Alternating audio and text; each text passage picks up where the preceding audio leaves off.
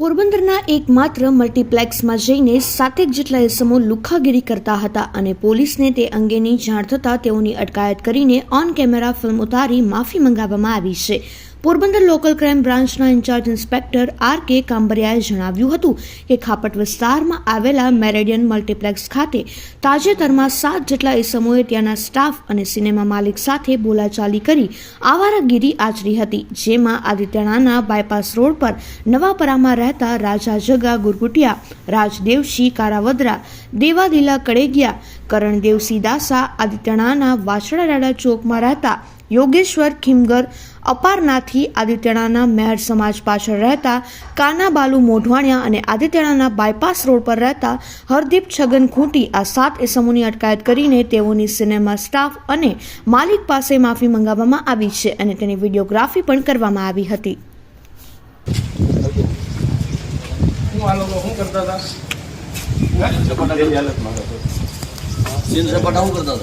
અહીંયા પેલા ગાડી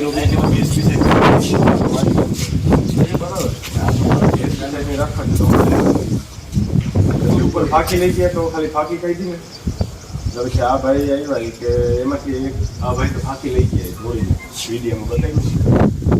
પછી અહીંયા અમે ખુરશી નાખીને બેઠા હતા તો બાજુમાં દરજ બેઠો આવ્યો પછી આ ભાઈ બાજુવાની કોઈ ઈચ્છા નહીં કે બાજુ હોય ને તો